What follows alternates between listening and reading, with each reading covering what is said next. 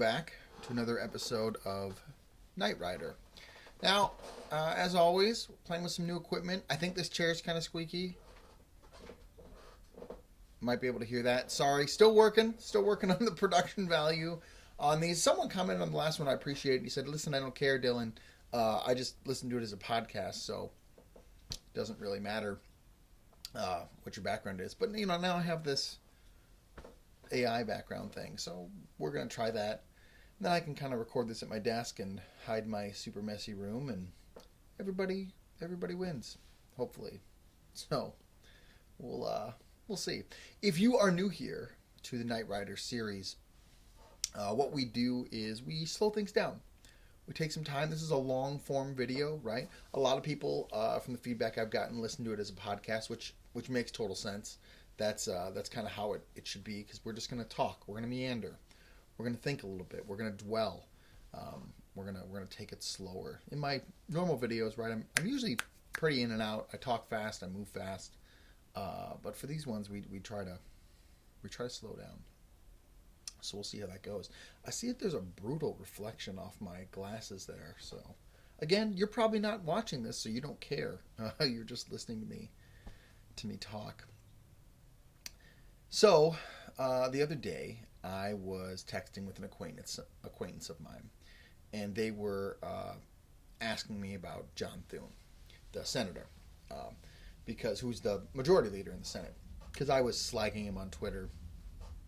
I have very little, if any, respect for John Thune due to his, 25, 30, somewhere in there, years as a senator, doing nothing, worse than nothing, voting for horrible bills. Don't really like John Thune. I think he's weak. Or as Jesse Kelly calls him, the low T GOP, right? Which is pretty good, pretty clever. I like that one. So not a fan of John Thune. And so this acquaintance of mine was texting me and saying, hey, what do you think should have happened? And I said, well, first of all, he had promised nights and weekends. I'd loved to have seen that, because I was upset. I originally had tweeted something about, look, it's been 2 weeks. You haven't gotten all of Trump's nominees confirmed yet. What are you doing? You have one job, bro. One job. But he had plenty of time to shill for Israel. Different video. And no time to, actually work for the people who elected him.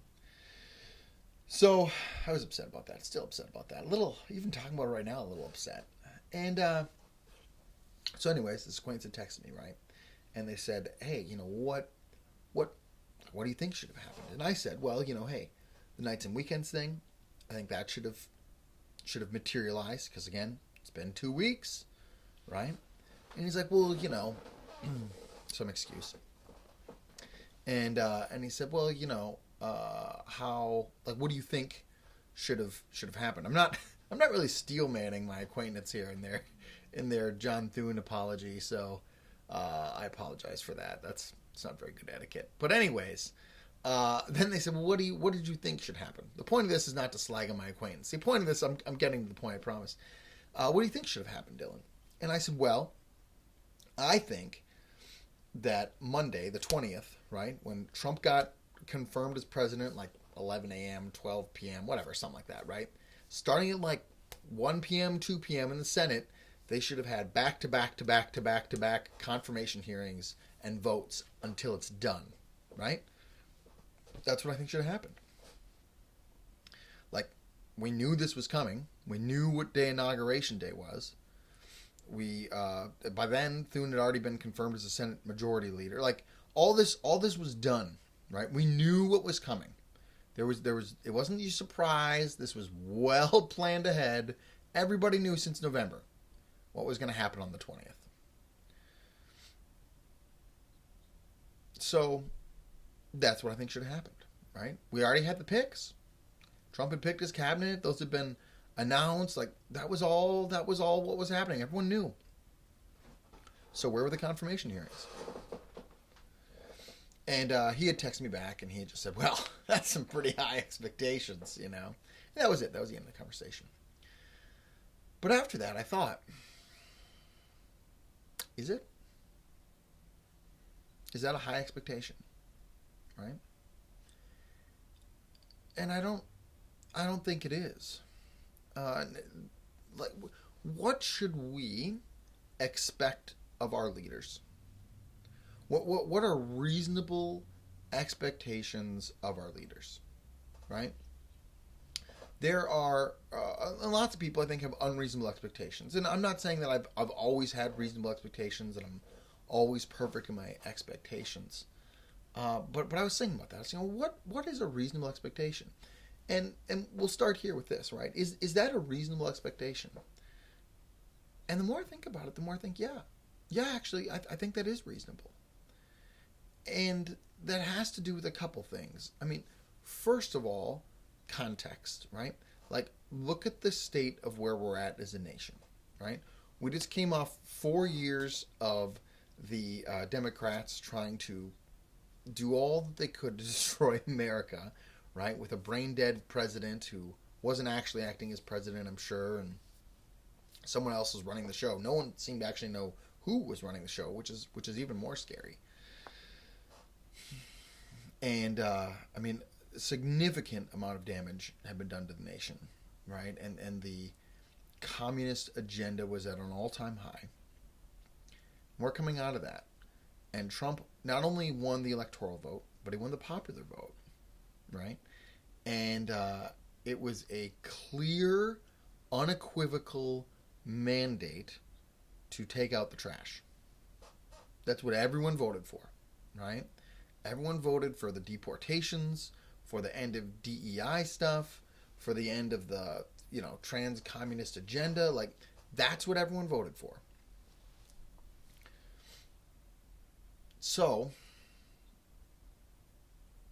we wanted action, right? Like, everyone had reached a point where they were just fed up. Now, I know that the GOP has made a career out of betraying their base, right? Like the first time we elected Trump, remember that? It was, we wanted them to repeal Obamacare. That was the hot issue at the time, right? And then they got elected, and they all ran on, we're going to repeal Obamacare, we're going to repeal Obamacare.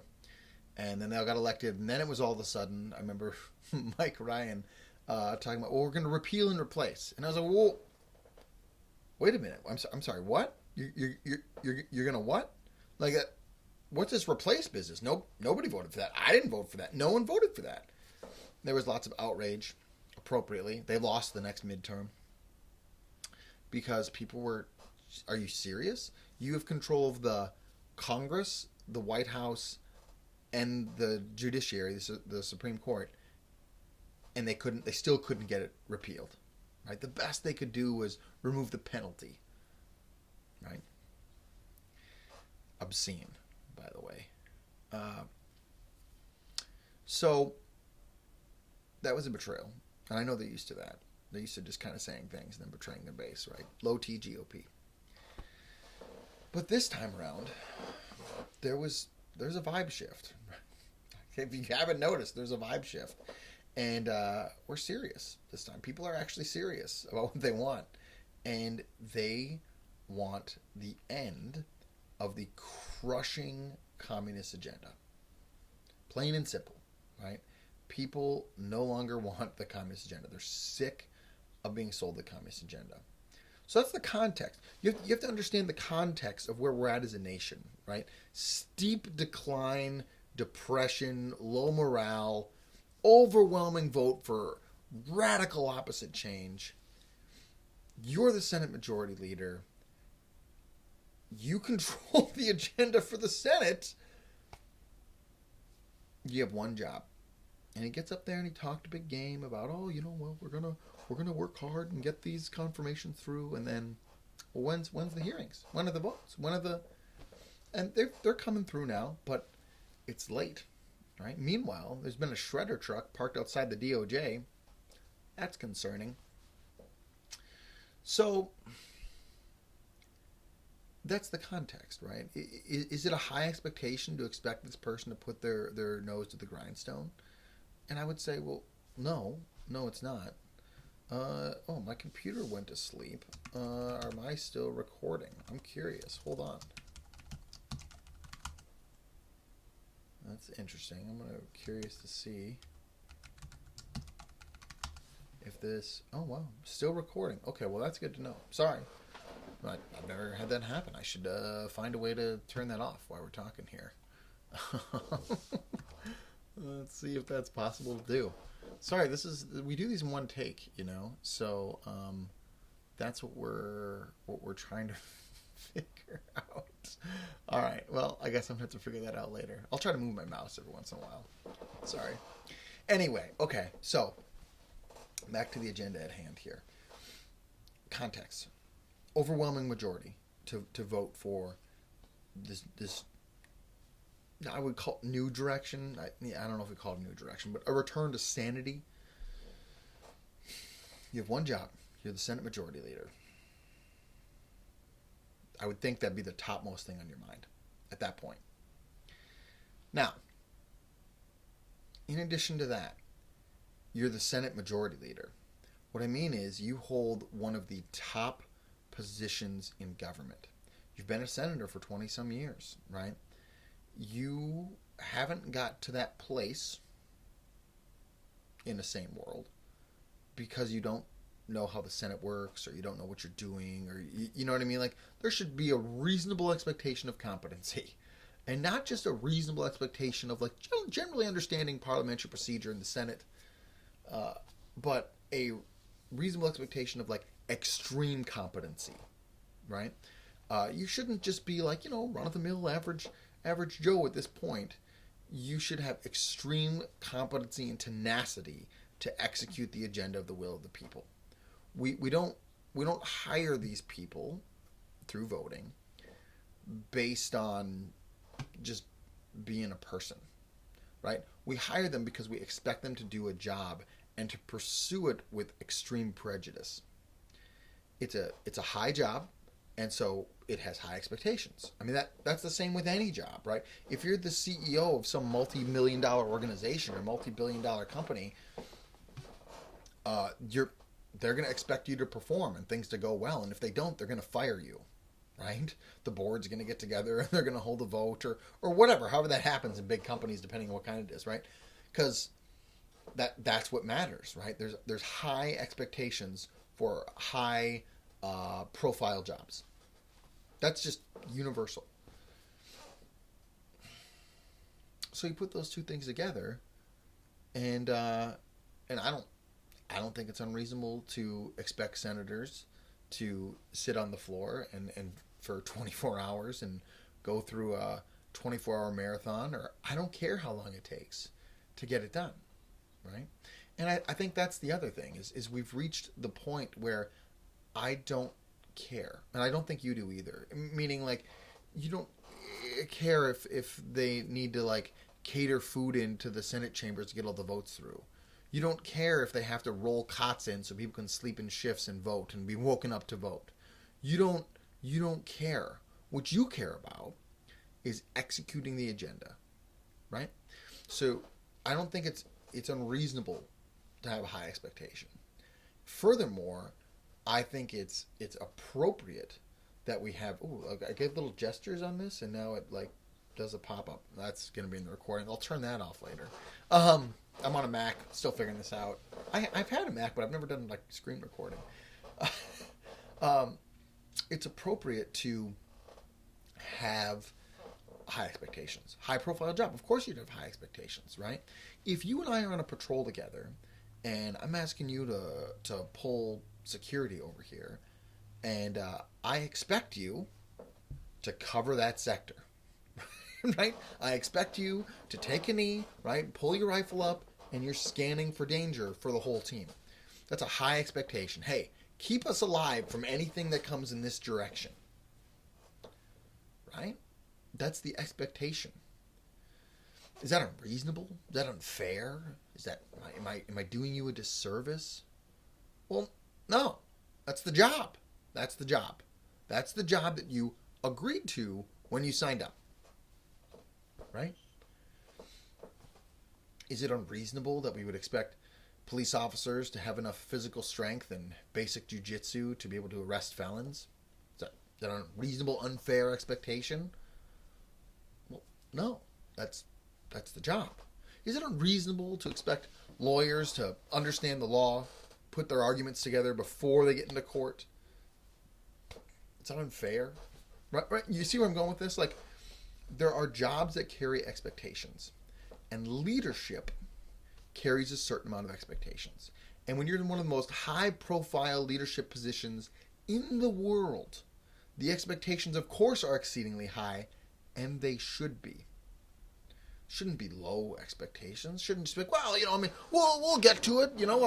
Just get those confirmations through in the first 6 months, and we'll start cooking with gas. We got 4 years, so burning a half a year on confirmations, that's okay. We still got 3.5 years, right? You're at the point you hear that, and you're like, nope, don't care. Don't want excuses, just want it done. I'm not interested in anything else except results. That's all I'm interested in at this point, right? Because we've reached the emotional point in the decline where that's all that matters. That's the most important thing to happen is results. Because we're sick of getting trounced on and walked all over and destroyed and having our businesses shut down and seeing people go to prison for breaching the Capitol building, right? Like we're sick of the whole thing. So that's where we're at. And so I was thinking about that. I was thinking about expectations and what's reasonable. And I think again, like the higher the profile of the job, the higher the expectations are. And I think that works on your Minuteman team, right? Now, hopefully, you got some boys that you're rolling with, and you got some friends that you train with, right? And you're able to work on patrolling together and shooting together and some shoot and move drills, and hopefully you have that. If not, hang on, we're gonna get you there, buddy. Okay, but hopefully you have that. And at some point, someone will kind of become the default leader. It just happens. If you've known someone for a long time, you've probably already worked that out. If you're still newish with a group of guys, that might still be working itself out. But at some point, someone's generally responsible for making the plans to get together and train. Right? Hey, let's get together, once a month, once every other month, once a week, whatever your schedule and availability allows, and this is what we're going to work on when we get together. And they put together the training plan. And then, a natural extension of that, right, is that, hey, we're gonna run this drill, and I'll kind of quarterback it because I planned it. I spent a lot of time working on it, so it naturally just kind of makes sense. And some of you are that guy, right? Some of you are watching this, and you're that guy. You're the guy who makes a schedule and figures out what we're gonna work on together. And you bought my Minuteman 202 book with training rotations for the year in it, and so you're gonna work out your plan, right? Free plug. Buy that book. It's good. I spent a lot of time on it. I hope it's helpful. It took me years to figure out because I had to plan a lot of different training events. Anyway, some of you are not that guy. Some of you have no interest in being that guy, right? You're like, listen, don't care, Dylan. Just I'll show up, tell me what to do, and I'll do it. Okay? And that's totally fine. So to both of you, right? To the person who is the Minuteman team leader, to the person who just wants to show up and be told what to do, to the person who's the Minuteman team leader, and maybe you got like 16 bros, right? That'd be awesome. If you have 16 bros, good for you, man. You're way ahead of the curve. And at that point, you start needing sub leaders, right? Like you need a kind of a patrol leader, and you maybe need a couple team leaders, and so you got people at all places in the leadership scale. All of you should have high expectations for your leaders. Think about this. I mean, if you're a Minuteman team member person, you're all volunteer. You're not getting paid to be here. You do it because you think it's important. Hopefully because you have some fun doing it. But because you think it's important. You think it's important to train with some bros, to embrace your martial American heritage, to be capable to handle yourself and defend your area, right? And what you're saying is, if push comes to shove, and the cartels start rolling through town, we need to suit up and go. I am trusting you, leader guy, to play chess with my life. And that's what you're saying, right? Because you're saying, look, it's a volunteer organization. Yeah, we're all going to be here. But I understand that, when the bullets are flying, if you need me to flank left, then I got to flank left. And I'm trusting you that you're going to be able to put down enough fire to fix the enemy in place so that I can flank them so that we can finish them.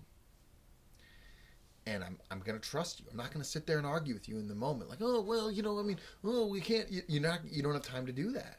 Because now that you've done that, the opportunity's vanished, right? You've dithered. You've not executed with violence of action or aggressiveness or all those wonderful, wonderful military virtues that we should pursue, right? You haven't done that. You've dithered. You've hesitated, right? And you therefore have cost your team something. Maybe the whole fight. But you've caused issues, right?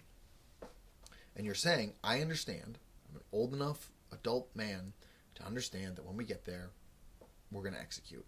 So I, Minuteman Grunt person, am trusting you, team leader, patrol leader, whatever, to play chess with my life.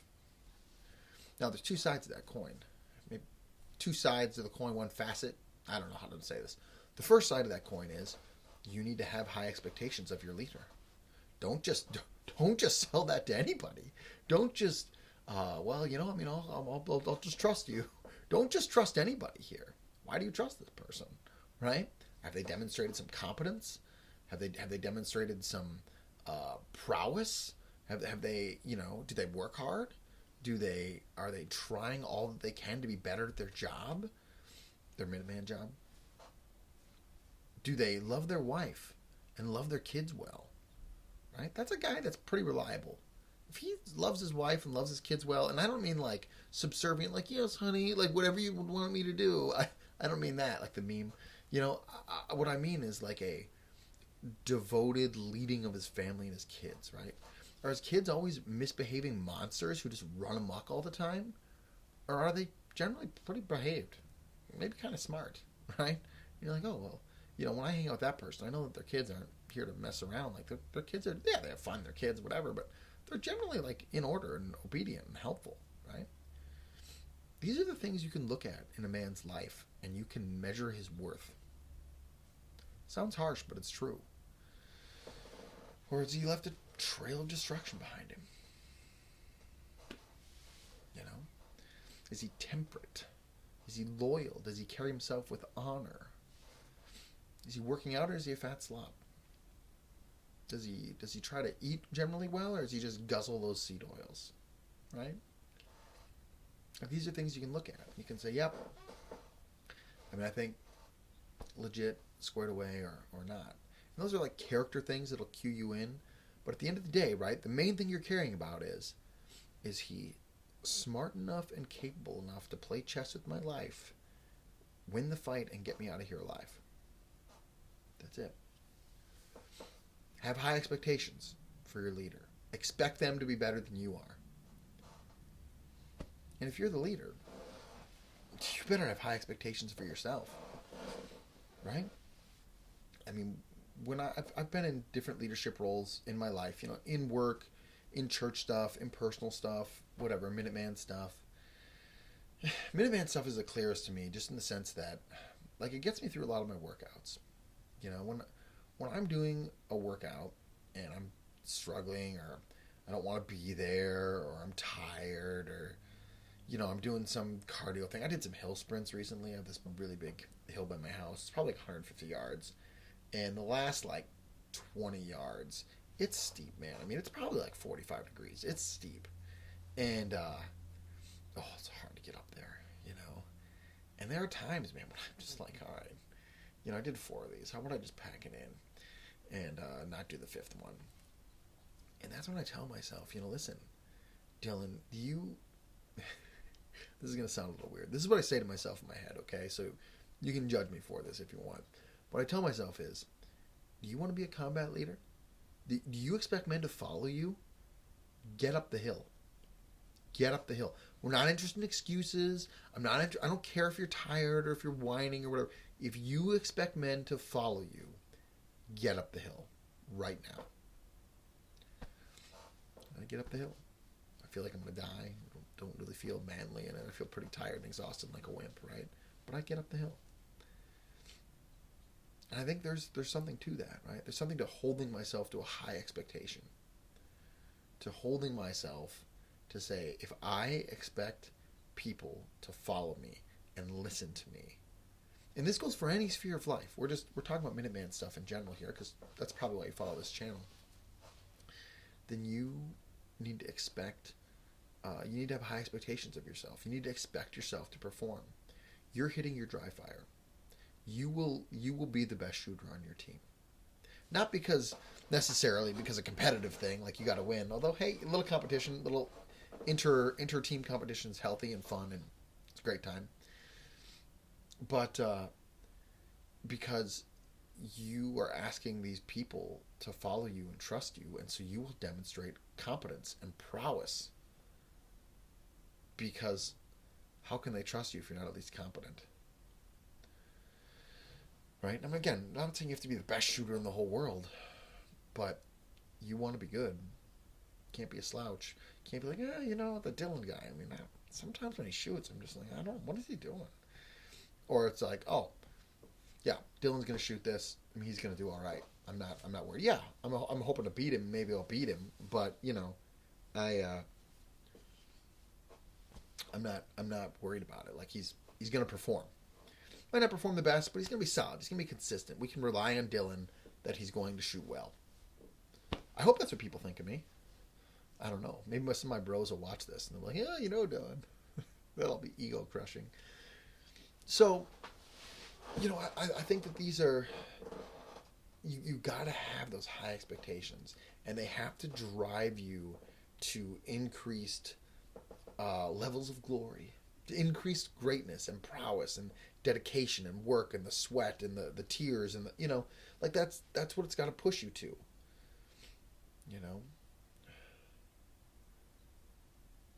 You gotta work on that deadlift. You gotta have a big deadlift. One, it's fun, but two, it establishes that you have worked towards something. If no one on your team deadlifts but you deadlift, well, that's cool, right? They should all deadlift. By the way, that's not what I'm saying. What I'm saying is you're leading the way, right? You're saying, look, I take this seriously.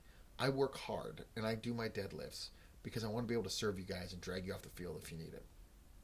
Okay, that's inspiring. That's inspiring. You gotta have great expectations for your leaders, and if you're a leader, you gotta have great expectations for yourself. And the higher up that chain you go, the higher the expectation should be. The last facet or piece or something like that is loyalty.